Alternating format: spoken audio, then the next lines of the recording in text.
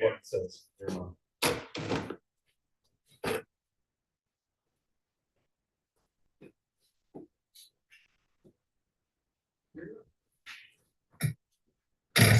Yeah, it says.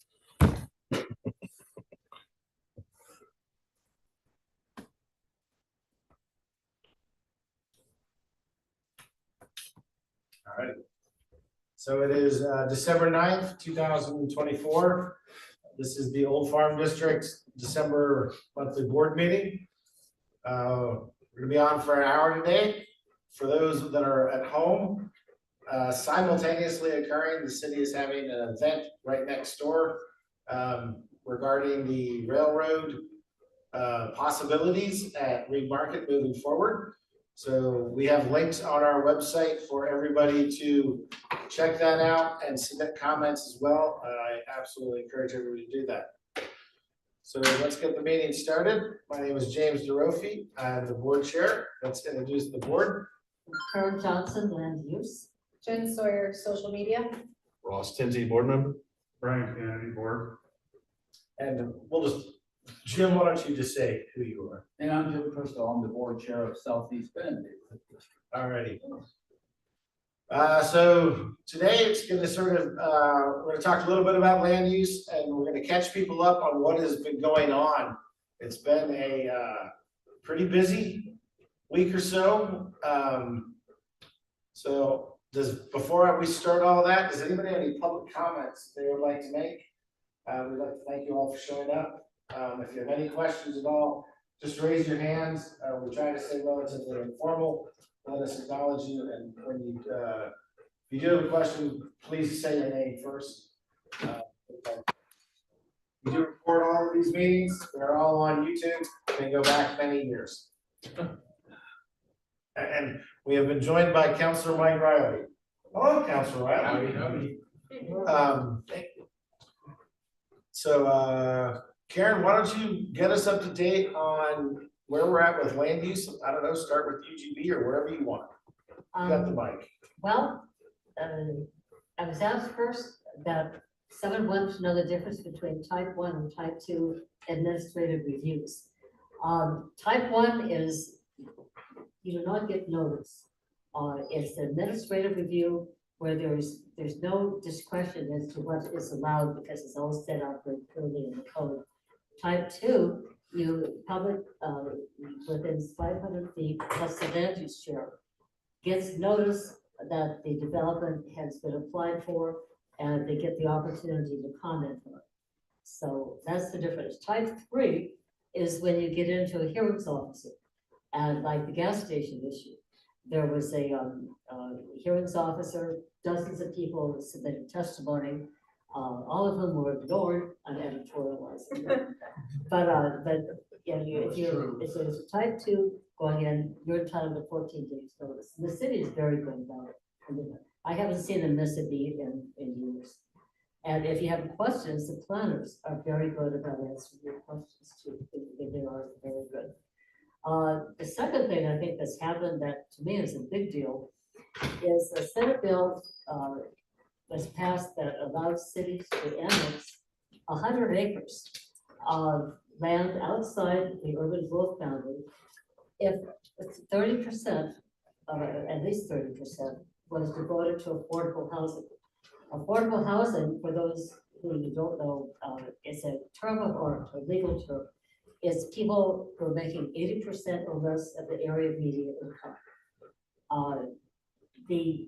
That's a big deal because so often our developments here, all of the homes are market rate, and we know what market rate is. It starts at 700,000 and goes up. Your average school teacher, fireman, police officer, they can't begin to afford homes like that. And there's nothing to make developers build any affordable housing at all. The advantage of this bill that was passed is that affordable housing, a certain percentage, is mandated.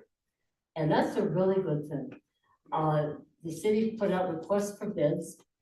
2 companies responded, and they sent out a survey, which of course we had on our website also, as to which one people would like. And they were quite detailed. One is called Jasper Ridge, yeah. And it's immediately north of Neff, right on the city boundary. In effect, within walking distance of St. Charles, the former shopping center is close. And I thought it was an excellent site. The second one that was submitted was Caldera Ranch. It's a proposal for 700 housing units immediately south of Knott Road. If you know where the like Wildside Ranch is, it's right next to it. And there will be 2 exits, both onto Knott Road. Ross, you want to throw a picture up for the? Yeah, give me a moment. that'd be really useful. Directly Yeah. south of Caldera High School. The testimony, We had graphics, so it makes the conversation much easier. a lot of it concerning ability of utilities, also fire. That area, of course, is prone to fires. People setting them that shouldn't be there, but they are. And that was that's a big concern because it's an area right there. And the city council approved that by a 4-2 vote. And so it's going to go forward. I think it'll take a couple of years to even begin. But many of us are concerned because they think that's a really bad location. But Clarification, did the city council approve it, or will they be approving it on the 18th? you're going to approve it? The council selected this site and then the staff are preparing the resolution that we got. So the actual legal sort of selection of this site to move forward. will happen. Now, further question, you proposed an amendment was passed that called for further Jim, study of the Jim, hang on a wildfire. second. If we're gonna have off mic Yeah. communications, it needs to be up here. You want me to- If you wouldn't mind, Mike, because otherwise our audience won't be able to hear it, they won't be able to record it.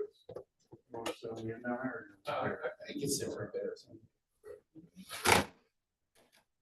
Thank you. Yeah, so the council approved, gave direction to staff to move this site forward and not Jasper Ridge. And so there will be a resolution that gets adopted on the 18th, formally selecting this site. So it sort of initiates the process. And then it still has to go through a master plan process. And that whole, it's outside of the traditional plans, but it still requires a master plan. Under our code.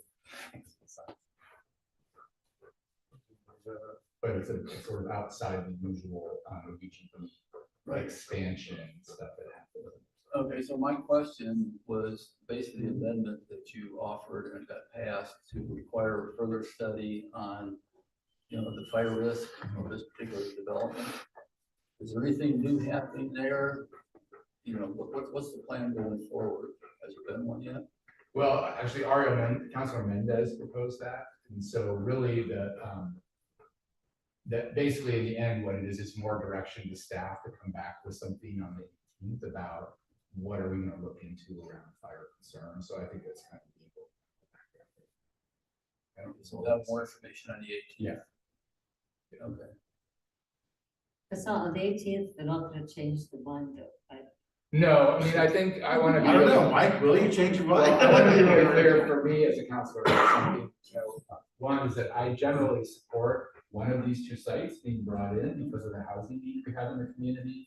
I don't know if people caught the presentation, but the kind of one of the punchlines is that we need over the next 20 years of roughly 32,000 new housing units in Bend. And of those, about 2/3 of them need to come in at 120% of area median. And most of those are over 1/3 of them have to be at 80% of area median income, meaning more affordable. That's the traditional affordable housing units that generally require some kind of subsidy. So the housing need in the community is really, really significant. So I think we needed to pursue this tool. I voted against things last week only because I thought we should have taken a little bit more time to kind of hear community concerns and just be, just not rush. It's a rush process already and not rush it through again. And I also prefer the Jasper Ridge site. The problem with Jasper Ridge is that basically it's not serviceable within the next 5 to 7 years for water. And so it really doesn't help us with the housing supply problem. So while, I think it would have been worthwhile to dig into that, it probably would not have worked out. So we would have likely ended up here, to be honest, but I thought we still should have gone a little slower. That all being said, now that the council, a majority has chosen the site, I'm gonna do what I can to make this a successful proposal. So you're probably gonna see me support moving this forward on the 18th, because I do think it's needed.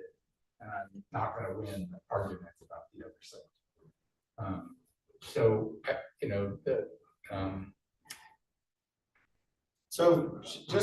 just, when is the city gonna be starting the next UGB expansion process? Next year, it's gonna start. So the rush was so much that we had to rush through this because in 6 months, Well, remember that, so that process is gonna take 2 to 3 years to finish. And then you have to go through all this stuff to develop, to actually develop plans for any expansion areas. You have to, if they're owned by multiple property owners, they either all come in piecemeal, or you have to do something where you bring those property owners together, like down here, the city facilitated the southeast area plan in this part of town, or in the northeast corner of the city, Polish Homes went and bought up a whole bunch of properties, and they were able to do that as a developer, and then come with ownership of a significant portion of that big rectangle up there that we were bringing in. But that all took time, right? So if we wait several years to finish the UGB process, then it's several years more after that before you're ever going to see any development. So from today, to finish that whole process and get the development is probably 5 to 7. 5 is very optimistic. It's probably more like 7 years out. So this process gets us some early development in the next few years. And as Karen said, what's really important is that 30% of the units have to meet affordability criteria. And the criteria are a little different depending on whether they're for ownership or for risk. and a future UGB process, would the city councils or future city councils be allowed to mandate a metric like that as well? Yeah, it's a good question. The last time I was involved in the last UGB expansion, most of them, we just had a mix of housing types. There was at least one, and I think 2 areas that came in right at the very end of the process, and they were allowed in part because they promised to deliver a certain percentage of affordable units. But in my experience, most expansion areas do not have a minimum number of affordable units as a requirement. That can be negotiated currently with property. So that's something we talked about last week. And that's, I think, a new approach. I think you're going to see probably a movement in that direction, is my guess, both from the council and maybe even from the state. I don't know. It's a property owner can promise to do it if they want to, as a way to persuade the council to bring them in. But does that fit within the plan? Right? That necessarily does fit in the property. So I guess the answer is it sounds like we can, but I'm not quite sure what the next. I have a question. We usually come up to do that. Pardon? We have questions, but. Would you mind coming up Yeah. just so, we have microphones here. Yeah. So I'm Patty, and I didn't really hear your question, JD, so I was a little, but it didn't answer my question, so. So are these actually deeded as Yes. each property will be deeded restricted? And how long does that restriction last? 30 years. 30 years, thank you. And that's the other unusual part. That's longer, that's. No, because it's required, Yeah, affordable and be restricted. yes, well, and the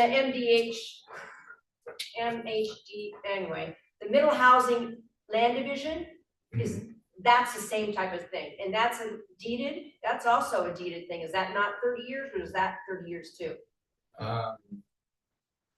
It's a code question, right? Well, no, I mean, you may be mixing multiple things up together there. I'm not quite sure. I'm just curious about the having to have, yeah, I am. I mean, this is a development. Generally speaking, when we do support affordable housing financially, it's deed restricted. The one exception to that is we passed a new tax increment finance tool. So we put something called the MUPTI, which people may have heard about.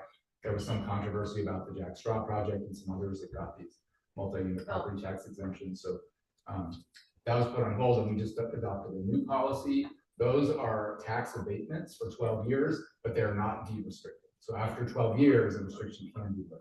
That's not what I was talking about. I was talking about, and that's 12 years. I was talking about the middle housing land division that says that, that's a state law that says that you have to, it has to be 80, below the 80% of the median income. Yeah, and it's For that. probably deed restricted, yeah. Yeah, deed restricted. Okay, thank you.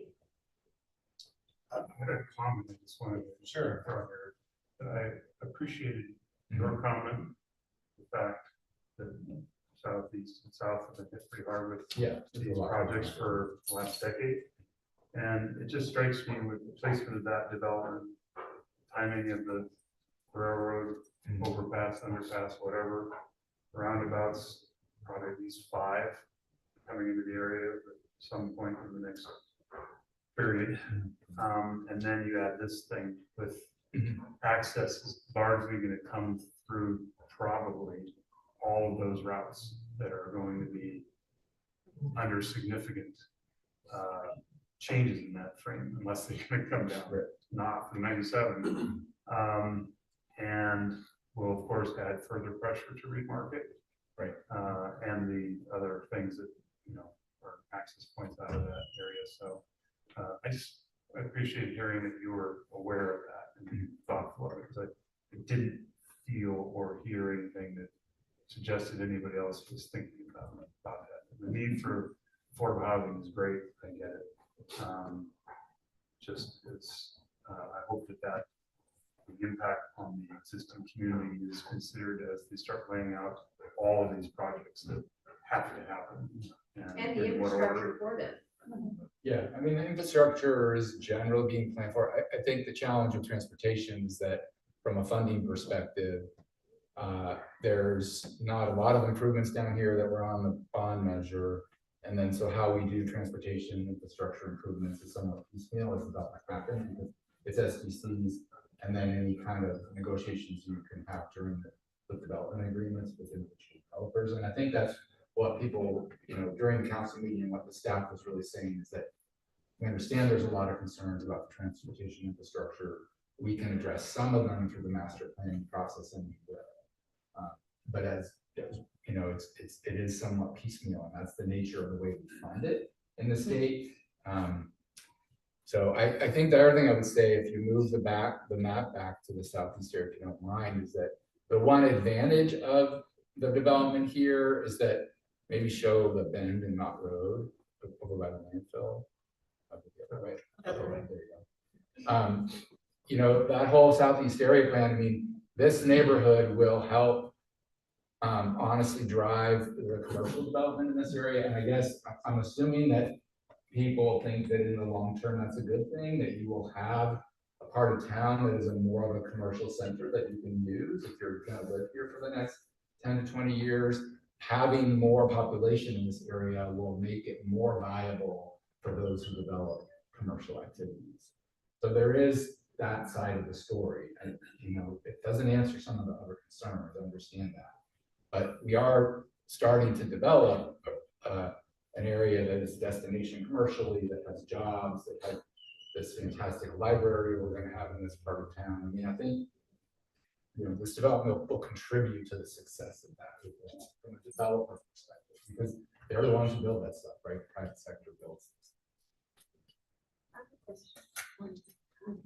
Where, oh, sorry. Name, please. Oh, hi, I'm Ann. I'm just curious, we also have the potential development off of Country Club Drive, correct? The J.L. Ward property? Yes. Yeah. That's what is- approved. That's actually moving forward. Yeah. What are the parameters for that? How many more units are going in there? What's the timeline? About 500. It's 2 phases. Yeah, we haven't approved the master plan for that. It was Well, submitted. the application has been approved. By the staff, but No, by by the city. So are you saying that? maybe it happened before I was on council. I don't Yeah. remember that. Yeah, we fought that a couple of years ago. I don't think. But It got part of approved. that. So is Caldera gonna jump ahead of that in the scheme of development? No, it doesn't really work that way. It doesn't, it's just gonna happen on the schedule that the developers can make it happen. They have to go through the whole master plan process first. No master plan's been submitted, nothing. Yeah. Well, Well, yeah, no, it board was- submitted. That's the a It was a long- Murphy that's Road like 2 extension years ago. master plan that got, that's what I was told, but we couldn't fight it. There's tractors out there on that property right now, so Yeah, they're getting they're ready using to. it as a dump right now for dirt. Oh, But I mean, that's Staging area, I another should say. significant piece to all of this congestion. Yeah, To yeah. go to the conversation of transportation and access. I mean, we had, you know, I live on the west side of town, so, well, that's why I'm here. I'm trying to be in other parts of Sorry, I town. didn't mean that to come Yeah, out. no, it's okay. That's why I Mike, you ought to move to the east, the southeast side. I did use the work down here at the landfill for about 4 years. Different view. So, but, you know, I mean, I think just as an example, you know, transportation on the west side, there's been quite a bit of development over there that I've lived here since I've lived here. And transportation was a really big deal, and I don't want to say it's perfect or anything, but there's a variety of things that happened where they came up with a plan, and slowly but surely, you know, a lot of it has been built out in terms of roundabouts and other kinds of roadway improvements. And you know, we're slowly but surely, this stuff does happen piecemeal. I think much of it will get fixed. It's just going to take time. Yes. I'm Lauren Thomas and I live off Ferguson on Sarah. And I'm so excited for the library and the housing project because of the affordable housing and the speed that it's going through. I am, and all the roundabouts I know that are coming. So I'm excited for all the development. I think it's where we need to go in the direction that we need to go. And I'm a little worried about how I'm gonna get out of the house. So, and drive anywhere. So Yeah. I'm wondering if what kind of talks have had with the transit, with the bus system, and is there any chance of increased transit around those areas during construction and beyond? Transit is, there was a bill passed in 2017 in the legislature, a big transportation package it was called, that did a bunch of things, and one of the things it did was increase the payroll tax across the whole state for the first time. So we started paying it here. If you're an employee, you're paying that here. It's very small, but you pay it on each check. And, pardon? Yeah. 0.11, yeah. It has contributed a fair bit of money across the whole state, including here in Central Oregon, to start to increase transit service. Now, the challenge here is because of the pandemic and all the labor problems that we had, they've had a really hard time finding people to drive buses in the bottom line. That is finally starting to change. So one of the things you saw is the new route that got added, Route 9, it I think comes down 15th Street, goes back to Temporary. and stuff. Well, it's on the plan for now, as I understand it. It only has 2 years of funds. Yeah, but that's true for the whole system, so it's a system problem. So what's gonna come up in this next legislative session is another transportation package. It's a priority for a lot of legislators. I've been on a committee kind of advising or giving input to the legislators about it, focused on transit. And that there's likely gonna be a push to increase the payroll tax. That's my expectation, is that you'll see that. Now, how far that gets and how it gets phased in remains to be seen. I think the business community is not going to be very happy about it because they've been a variety of things that happened the last 4 to 6 years that have taxed them more. But it is a pretty effective way to fund transit, and 90% of those dollars come back to the community, roughly equivalent to what you pay in. Right? They redistribute it based on payroll. And so we get most of the money back. About 10 or 15%, might be 15% is held back and kind of distributed to smaller rural communities that don't generate much money, but need more to have something happening there for transit.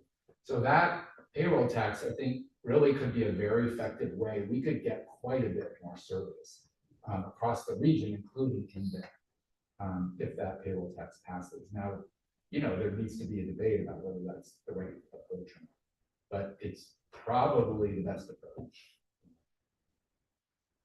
So, during construction, buses use the same roads as the cars, so we're kind of limited on how to do the construction process.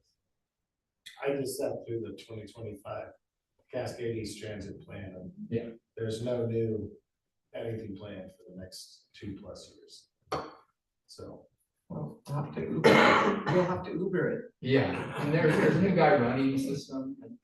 Bob Tess. Yeah, I mean, he's really enthusiastic and he's got a lot of really good ideas about how to improve efficiency. One of the places we're seeing the most growth is the transit rides between cities, so Bend to Redmond, Pineville to Redmond.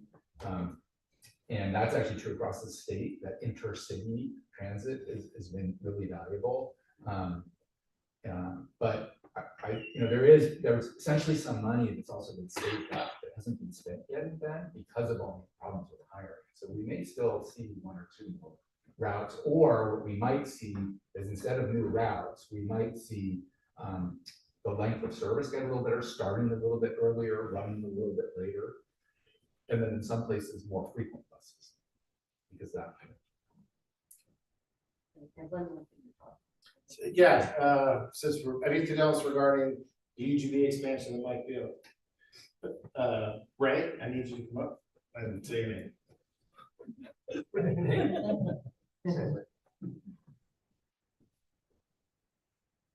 Bring me out. Mike, great to see you here tonight. Thank you for coming. Yeah.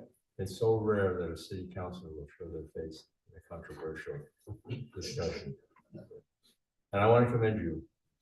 During the city council discussion, you and Bob were the only ones that really said, why are we rushing into this? This is such a big decision. This has such high impact on the entire Southeast area. We should really stand back, take a breath. Let's do this right. Just because the state allows us to do this fast track. I learned long ago when I was in medical practice, just because you can do it doesn't mean you should do it.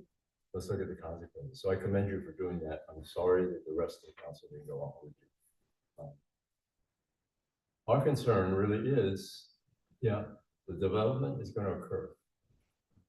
East side, south side is going to grow. We cannot go west.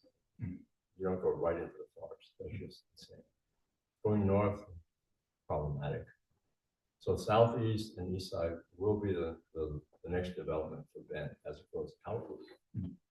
Problems are, you've got a great plan for building within the city of Bend. What means focus on it? Right? There's only so much money.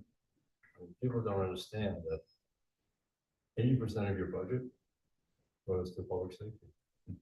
You've got 20 cents to play with. That's it. The fire department, on fire board. Yeah. We take your money. You have to by contract. So there is not a lot of money left. As we keep expanding, the problem is going to be somebody's going to lose somewhere. Things are going to be delayed long term as we put more and more land into development. So budgetary, financial wise, you've got a problem every time you expand outside the plan you already have. So go slow. The big problem for us is when you look at the map, as we develop the Elbow, the Country Club, now Caldera, the Stevens Ranch, I mean, we're gonna have 2,000 homes going in here. 4,000. I know what it means. Yeah, you don't have to be smart to be here. It's, all of those homes, if we don't have a way to get out, because we are right next to it. I mean, we are in the forest actually. The state map is going to come out. There's going to be a lot of debate. Can you talk just a little bit louder? Oh, I'm sorry. Oh, let me stand over here then. Okay. So the state is going to come out, OSU and the state fire marshal are going to come out with the final version of the wildfire risk map. It's not going to be a heck of a lot different than the one we see right now. The last time was big uproar because certain farmlands got listed as being high. high hazard. That was because they didn't go, might go enough on it. The entire southeast side of Bend is going to be listed as moderate WUI. And people are going to misinterpret that as saying we're at low risk of burning. It's not what the WUI means. Moderate means the fire probably won't start in your house. It does not mean you won't burn. The WUI area actually says if the fire starts anywhere in vegetation, you have a very high likelihood that your house will be part of the wildfire. Now, whether it will burn or not, that depends on what you do. Depends on space and home part. The problem is when the fire does come, and it will engulf the WUI, the entire southeast side of town. People will have to get out. Your house may or may not burn. You're not going to stay in the house, right? Even if it's defensive. People are going to have to get out. And right now, we can talk about transportation, buses, whatever we want. All the roads here are going to lead up to Knott Road. You can either go south, north, east, west, but it's all on Knott Road. All right. That is a huge problem that we have to look at and say, okay, we're going to develop here. But how we develop here has to be taken into account the natural disaster that will occur. It's almost like saying, we're going to go ahead and build in the flood zone. 30 seconds. Okay, sorry. But we know it's coming. Well, you see what happens every year when the flood comes. Homes go away, but people die. Our concern is saving lives rather than property. So, property is going to be developed. Can we put into the amendment to the motion something binding that really takes into account how we're going to save lives? And it's not just the city shall do it. The developer has to be in this. They've got a stake in this. How are they going to develop? Okay. Take that to consideration. Yeah. I mean, I On think the that- 18th, that was the Dan's one catching issue. up. I gave you 5 minutes. Thank you. Give me 5 minutes.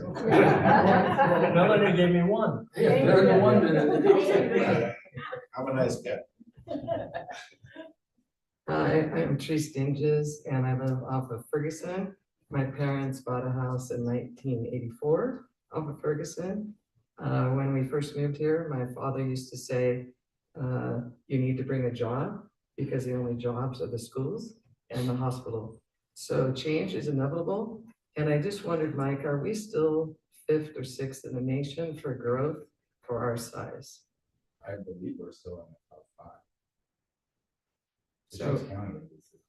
In a We're just nutshell, starting to. When Ben hit 100,000, it put us into a whole different category of Yeah. cities. So Yeah. what the metric changes, but. we're and then still at the 106,000. high-speed internet came and things changed. So we're just taking the positive road. And thank you for everything all of you guys do. Anyone else? All right, One more thing. well, you get the mic, not, you get the mic.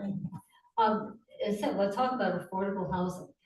We just posted on our website, there's gonna be a public hearing, I think January 13th, for an interesting development. The Silver Whale Elementary School had excess land, and they just sold it, I think 1.1 acres, to the Habitat for Humanity. And it's going to be dedicated to building affordable housing that people can actually buy for district employees. Yes. And I think that's the way to go. And I think it's going to be, there's 18 duplex style townhomes, net zero energy standards. I think 8 homes will be deed restricted, 80% employees, 80% or less are gonna get first option, and then if that doesn't fill up, people who make 120% or less will get the next option. But This, I think, is the way you gotta do, to have affordable housing in a place like this, you've gotta subsidize it. And, to keep your employees, and that's what this is, and I think it's a good idea.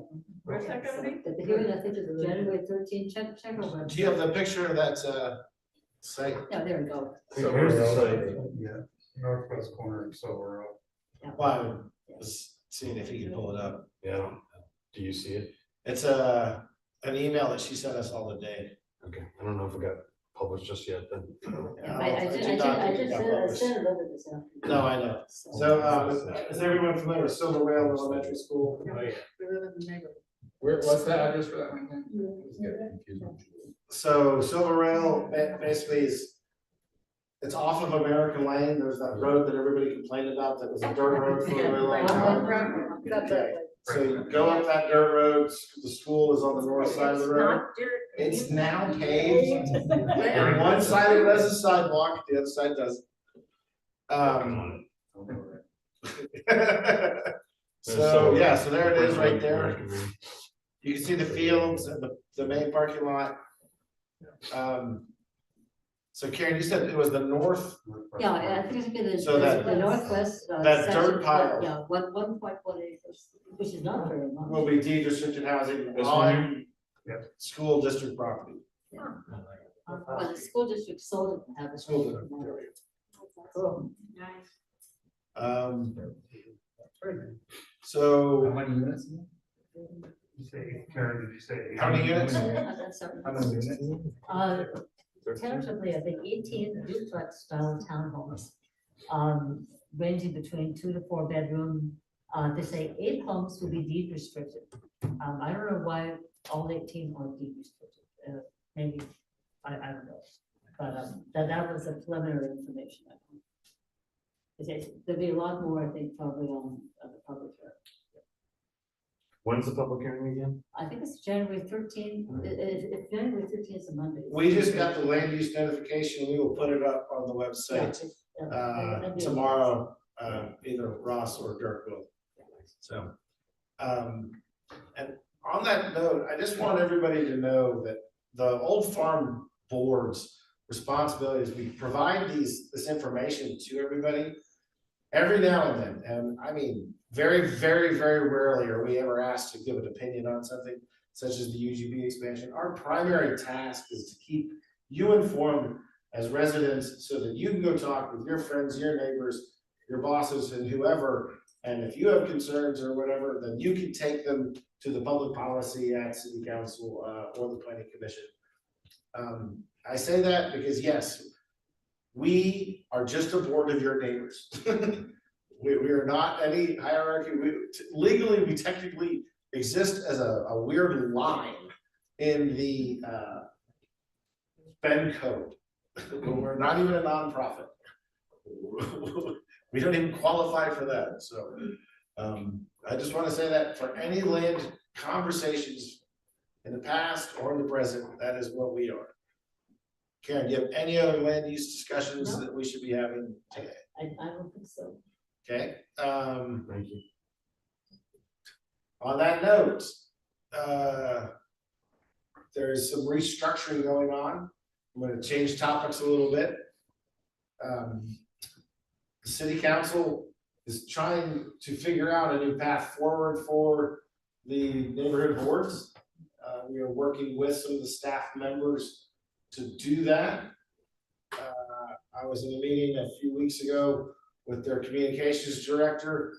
It sounds like maybe in 3 to 6 months, we may know what that actually looks like. So I say that, so for you as residents of Bend, be aware, participate. On a secondary notice, we, not in the winter, but normally in the spring, summer and fall, we are looking for volunteers to do the roadside cleanups or things like that. But in the winter, if you know anybody that is a neighbor who's unable to shovel their driveway or do anything like that, there are programs in town. Reach out to us. We'll try to get people coordinated, or if you're willing to help somebody, reach out to us.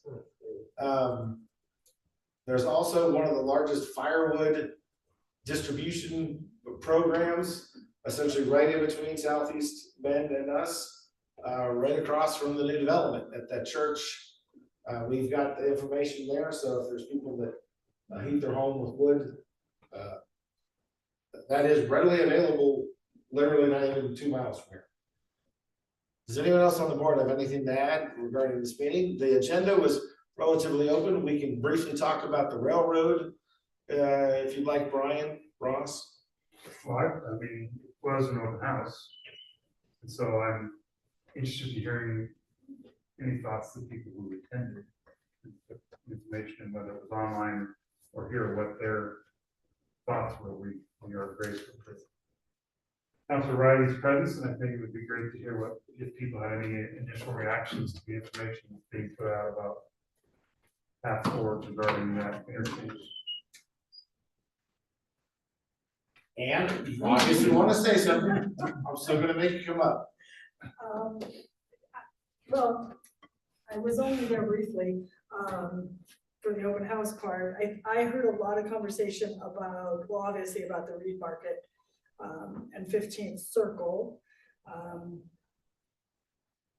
A lot of people are concerned about the 9th Street access and how that's gonna be impacted, because 9th is a major going through. My thought was, and maybe you can clarify, I believe there's talk about amending the roundabout and adding another lane to it. How does that fall in the timeline? Is that still going to be in the interim time between now and when that overpass or underpass is completed? Myself, I don't know. I'm kind of torn. I don't know that spending the money to do that is prudent if we're going to have free access over the tracks or under them, because right now it impacts 15th greatly when the train is there. Ross, can you pull up the Go Bond website that the city has created for their committee? And of course, the main concern for people is, Dashboard. What are you looking what for? are we gonna do when it's shut down, when Reed Market is shut down? And the answer seems to be Murphy and Wilson, which I know a lot of effort, money has been put towards those. But it just seems like with all this major development that's adding to it, it's gonna be nightmare. It's on our website if you're having a hard time finding the link. Depending upon the order of these projects, Wilson's one, being not successful, so it's, you can't get across Reed Market. Yeah. Because Wilson only comes up to 15. To 15. So you can't get across that roundabout intersection or go south and Reed Market and cut overnight. Well, Wilson exactly. won't have Well, you're right. So it's gonna all probably fall on Murphy. That's part of my prior comment about the impact on transportation. There's so many projects slated for our area. Every one of them will impact our lives. If they impact them sequentially, become a big problem. And so it is a huge puzzle piece for those folks to figure out what to do and when, so that it's less burdensome, but it will be a burden regardless. Well, when I spoke with Sinclair about, because he said that the transportation plan, that like they try to project 10 years ahead. But my question to him was your vision in this 10-year projection, including all of this? Because I don't see how it could, because this bill just passed to allow this extra 100 acres. And how many more times are we going to see that kind of ad hoc bill come out before we even begin a new UGB plan? You got Stevens track and Stevens Road too, which also. So for this, Councilor Riley was a member of the Citywide Transportation Advisory Committee. I believe he was the chair. He is probably one of the more in the know counselors on this. I can remember. Huh? If I can remember. Do you have anything to add? I sort of have a question for you, Mike. I mean, originally the project of the overpass at Reed Market was supposed to be towards the end of the transportation bond, and they were going to do all the upgrades to the other roundabouts and everything before that. You guys have changed that timeline. And the reason those upgrades on Peril and Chase and all that were gonna happen was to basically handle the redirected traffic. You guys have changed that now, and now you're adding even more thousands of daily trips to the area. You might wanna reconsider the timeline. Yeah, I mean, I think, I'm assuming that we'll probably get some kind of update on the timing and because the CIP list is gonna get approved as part of the upcoming budget, the capital improvement plan list for transportation. And, you know, that list includes, bond projects on it, generally speaking, just that's where the money's coming from. I don't know that I have an answer on the Chase and Peril pieces. I think some of it is trying to be opportunistic about where we can get the money for the REIT market project. And with the the Infrastructure and Jobs Act bill that was passed a couple of years ago. By the federal government. I mean, you know, that bill as well as that bill, there's money across the whole country, right? So those are generally fairly popular bills, even if there might have been noise about them. You know, when they're passed, it'll be interesting to see to what extent they go after those dollars. And there's some places people are concerned about the federal government going after some dollars. But assuming that money stays there, the sooner we can try to access those dollars, the better. That's important to us for two reasons. One, if we can get federal money to help support this project, then that may loosen up some of our own. Two, the project is going to cost a lot more than originally projected. Surprise, surprise. And that budget you're seeing up there, $40 million, is not going to pay for it anymore. So we need the federal money to go. Mike, I have to ask, and you've heard this before. The organization division been identified the possibility of if the 6 to 8 trains are the issue that this is trying to solve, then why is the relocation of South Switchnard not even being discussed on one sentence next door? During tonight, during the open house? Well, because this is supposed to be about just A feasibility study. this project. Yeah. Yeah, I'm not, I think it's still probably a valid question that we need to be looking at, but I just don't know from the inside. I haven't talked to anybody about it for a while about when that could happen, what the feasibility of it is. I know that there's some property that's been talked about furthermore. Yeah, I just have to keep reminding people every year, the farther it gets out. I mean, if we do not have the money for a project and there's an alternative, I think it should be just brought out in the open, especially for taxpayers. I mean, if we had to redistribute $45 billion to the roundabouts around town to the transportation system plan, that would fill some of the gaps.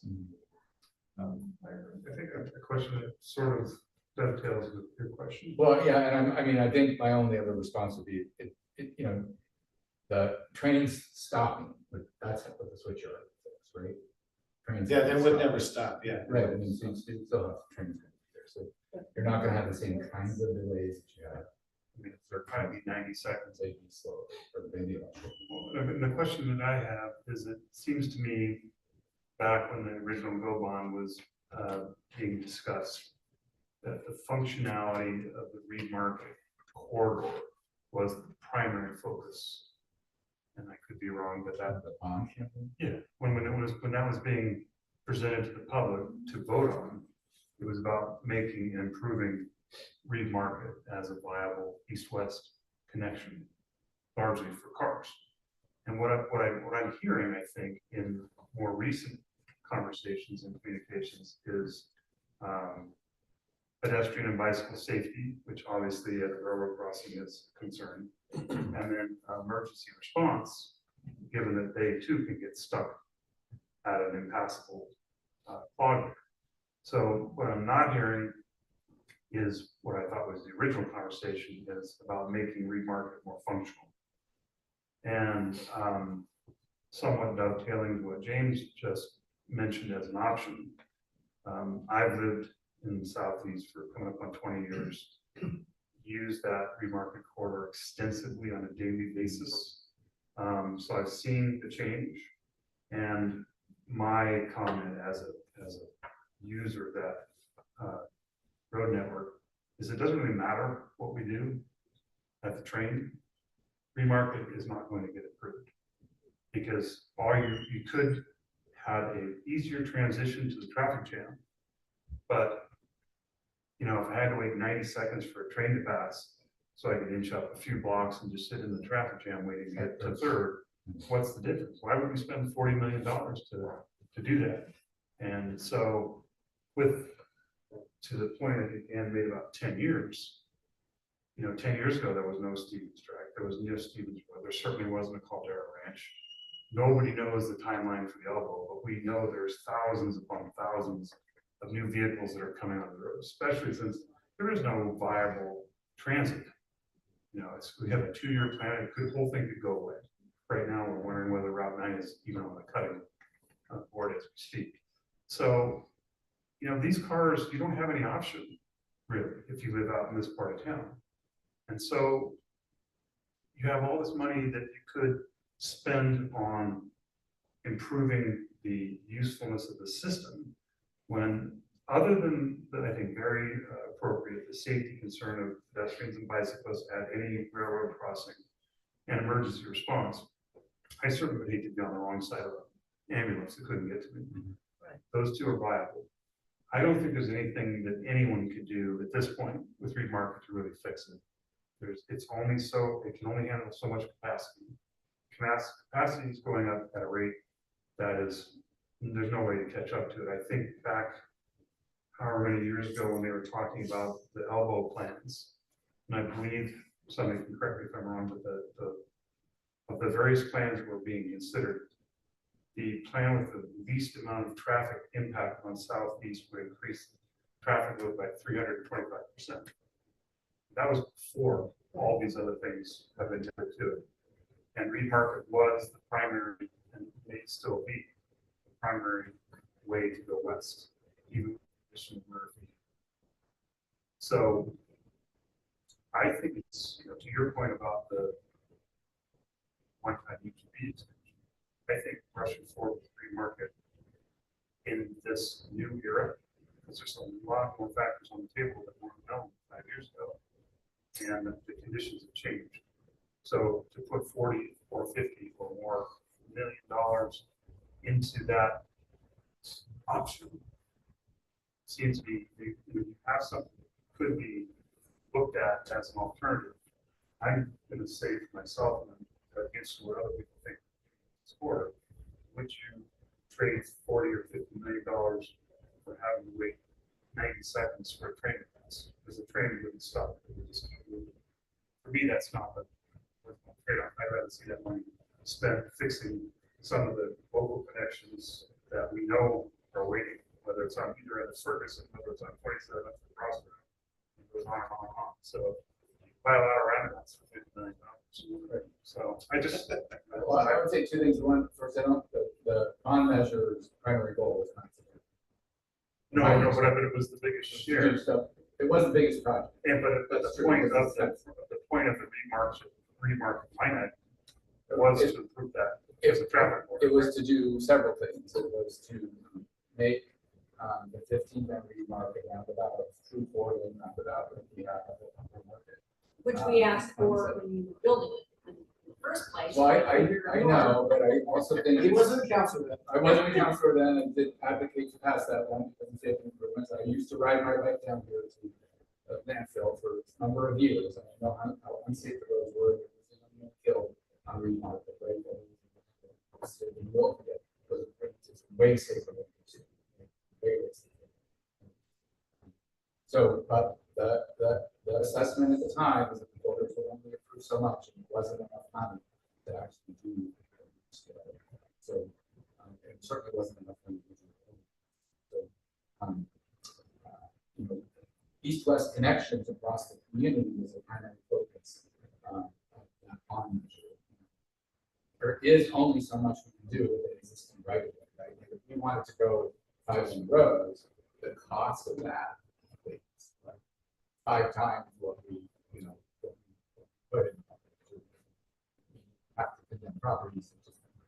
we made a decision, the group that advised the city on that we weren't going to do 5 lane roads, except in a couple of key places that were huge. There were a lot of traffic together, like the Empire Water crosses, Highway 97.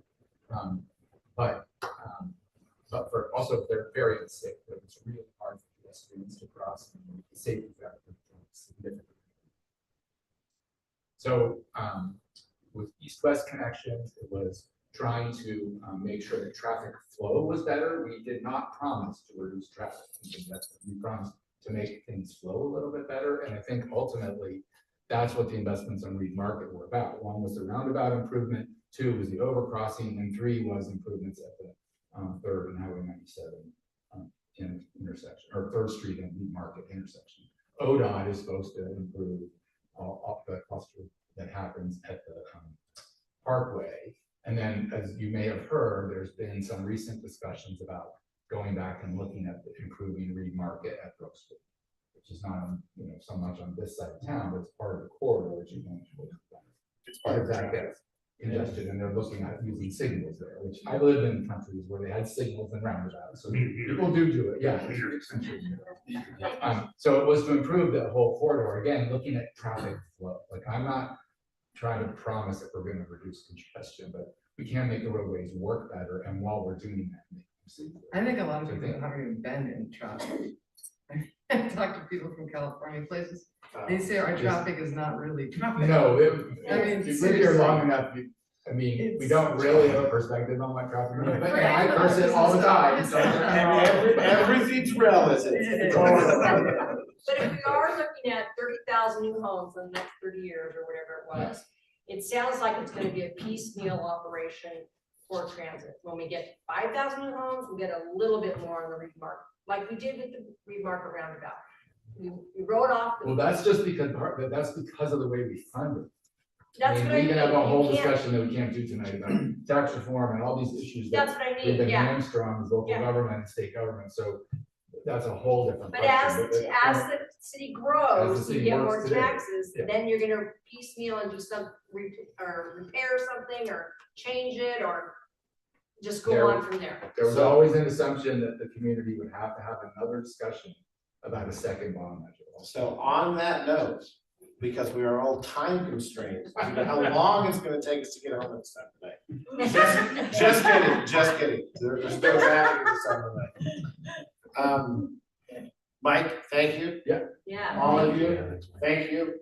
Can I just make one little plug? Yeah, absolutely. So the council will be setting its goals for the next 2 years, for the biennium. We do a 2-year budget cycle. So it starts July 1st of 2025.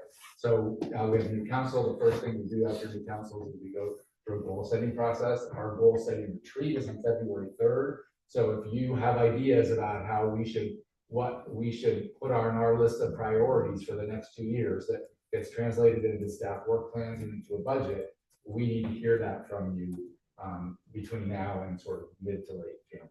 I have voted that twice. Yes, send comments. They get read. Directly to us. They get read. Via the Yeah, We should put that on the website. we can. Yeah. that's Deadlines and all. And we'll put it in our next newsletter too. So on that note, it is time. If you would not mind, stop recording, everything like that. Meeting comes to an end. If you wanna bug any of us, please do.